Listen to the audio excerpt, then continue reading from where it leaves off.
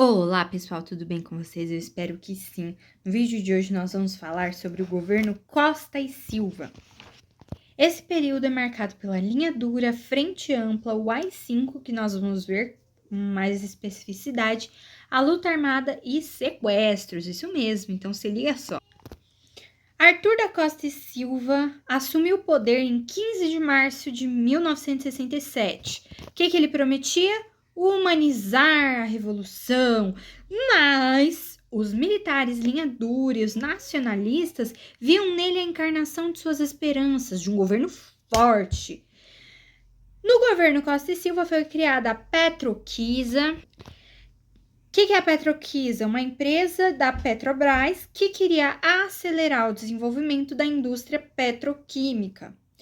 Outras medidas do governo Costa e Silva: a construção da ponte Rio-Niterói, o reaparelhamento da marinha mercante e a implantação da previdência rural. Fiquem tranquilos que ao final desse vídeo eu disponibilizarei todos esses slides para vocês. Aliás, na descrição do vídeo já tem os slides disponíveis. Bora falar de oposição.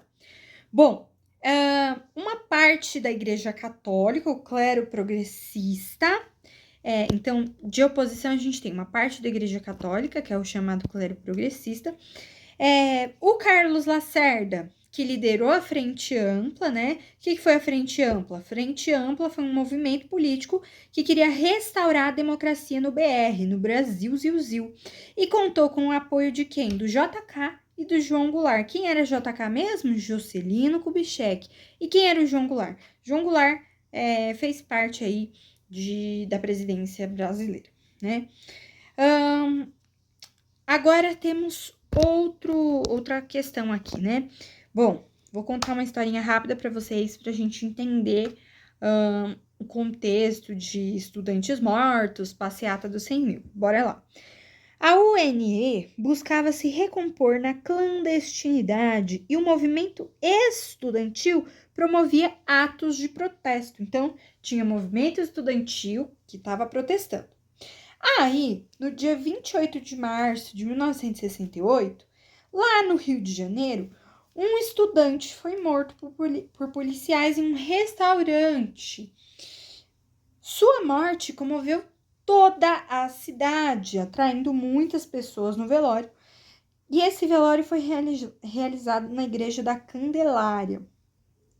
Aí, por conta dessa morte desse estudante, que ele foi morto num restaurante por policiais, artistas, intelectuais e o clero progressista protestaram na passeata dos 100 mil. Estão vendo que eu coloquei aqui, bem em destaque?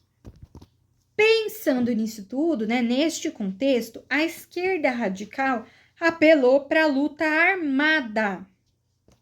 Foram criadas organizações revolucionárias, como a Aliança Libertadora Nacional, que a gente pode abreviar para ALN. Outra organização revolucionária, sem ser a Aliança Libertadora Nacional, foi o Movimento Revolucionário 8 de Outubro, que a gente pode chamar de MR8. Esses dois grupos lideraram muitos assaltos e atentados considerados bem-sucedidos. Apesar de estarem proibidas, duas greves se tornaram famosas. A de Contagem, na Grande Belo Horizonte, e a da fábrica da Cobrasma, em Osasco, São Paulo. Fiquem atentos, guardem essas duas greves, porque no final desse vídeo eu vou sintetizar algumas informações e, dentre elas, vocês vão ter que guardar essas duas greves. AI-5. O AI-5. Em 1968, sob a inspiração das violentas agitações estudantis que eclodiram lá na Europa, registraram-se graves tumultos de rua em várias capitais do Brasil, que colocaram em risco o regime militar. O discurso do deputado do MDB carioca, o Márcio Moreira Alves, ofendendo as Forças Armadas, levou os militares a exigirem sua cassação. Somada a esse contexto, a conduta contrária dos líderes políticos da oposição diante das medidas propostas pelo Executivo Para quê? Para conter a evolução da crise interna, fez com que o governo reforçasse o poder executivo por meio do Ato Institucional 5, que é o AI-5. O Congresso poderia ser colocado em recesso, os estados e municípios sofreriam intervenção, haveriam novas cassações, estaria suspenso o habeas corpus, o Congresso foi colocado em recesso e o governo assinou mais 7 atos institucionais e 24 complementares para preservar os objetivos revolucionários de 1964. O que é esse habeas corpus que eu citei? A liberdade. Então, se não tem habeas corpus, não tem liberdade. Tem o que? Censura. Muito bem. O Costa e Silva estava preocupado com a volta da legalidade. E aí ele confiou ao Pedro Aleixo, que era o vice-presidente, para esse Pedro Aleixo fazer uma nova Constituição. Essa nova Constituição que tinha que conciliar uma abertura democrática com o que estava proposto no AI-5.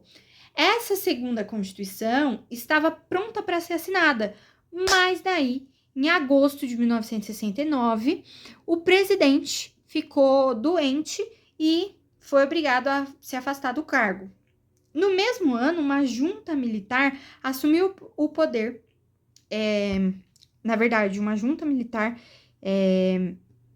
que era composta pelo general Aurélio de Lira Tavares e pelo almirante Augusto Rademacher e pelo brigadeiro Márcio de Souza e Melo, assumiu o poder em lugar do vice-presidente Pedro Aleixo.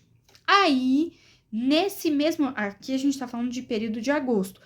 Em setembro, a ALN, que é a Aliança Libertadora Nacional, sequestrou o embaixador norte-americano Charles Elbrick, exigindo a libertação de presos políticos em troca de sua vida, evento que agravou a crise política. Aí, em outubro, a junta militar considerou extinto o mandato do Costa e Silva, indicando o general Médici como seu sucessor e o Rademacher como vice-presidente. Em dezembro desse mesmo ano, o Costa e Silva morreu de infarto. Exercícios. 1. O quadro geral de radicalização político-cultural provocada pelo progressivo fechamento do sistema levou a formas de contestação de tal intensidade que acabou por editar o Ato Institucional número 5, o AI-5, a 13 de dezembro de 1968. Quero que vocês tenham em mente, antes de responder essa questão, que, com efeito, a contestação ao regime militar cresceu no governo do Costa e Silva. Nesse contexto, foram marcantes o quê? Críticas à ditadura pelos produtores de cultura, intelectuais, músicos, teatrólogos e outros. Por isso, a ditadura militar editou o AI-5, que, além de cercear a produção cultural no país, acabou ainda fechando o Congresso Nacional por tempo indeterminado, cassando os direitos políticos e aposentando obrigatoriamente funcionários públicos. Então, você pode pausar o vídeo para tentar responder essa questão e eu já vou dar a resposta, que é a alternativa E. A produção literária, teatral e musical crescentemente crítica da realidade brasileira de artistas como Antônio Calado, Plínio Marcos e Chico Buarque de Holanda. 2. Depois eu ainda vou fazer a síntese desse vídeo, tá, gente? Rapidinho.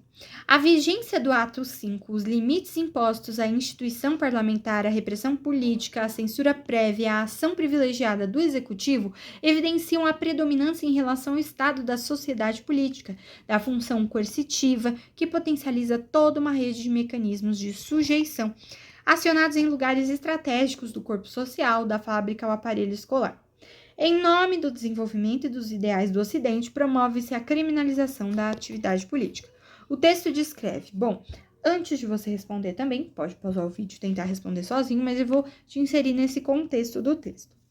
O AI-5, como a gente viu, do Costa e Silva, serve de base legal para a ação do governo militar no endurecimento do regime durante a junta militar e o governo Médici. Então, o endurecimento do regime militar a partir de 1968. É isso que o texto descreve, ficamos com a alternativa D de dado. Sintetizando tudo que eu falei no vídeo, o regime militar instaurado em 1964 entrava a partir de 1968 num momento crucial.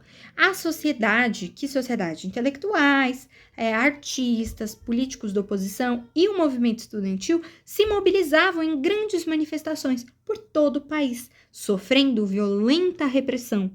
Diante das pressões, o governo militar reagiu decretando o AI-5 que a gente tanto falou, que é o Ato Institucional número 5. Esse AI-5 foi um instrumento poderoso que concedeu ao presidente Costa e Silva poderes totais para reprimir as oposições. Segundo ponto, o movimento sindical atuou contra a política repressiva nos governos militares do Brasil após 1964. As grandes greves operárias de Contagem em Belo Horizonte e Osasco, em São Paulo, defenderam, entre outras causas, o fim do arroxo salarial. Vou falar mais 3 pontos rapidamente. Primeiro, muitas pessoas que viveram no período da ditadura podem ter construído opiniões favoráveis à ditadura, manipuladas pelas próprias estratégias de comunicação do regime. Segundo, a censura aos meios de comunicação e os métodos empregados para desviar a atenção dos problemas sociais estão entre os fatores que explicam por que alguns brasileiros que viveram no período da ditadura conheceram pouco as atrocidades, os problemas, as consequências cometidas por ela. Terceiro ponto e último, para fechar, a possibilidade de perceber o autoritarismo do período militar foi maior para aqueles cidadãos que ou conheciam pessoas que foram perseguidas pelo período militar, ou sabiam por experiência anterior ou por leituras das técnicas utilizadas pelas ditaduras, ou então analisavam e comparavam criticamente os fatos observados e as informações recebidas.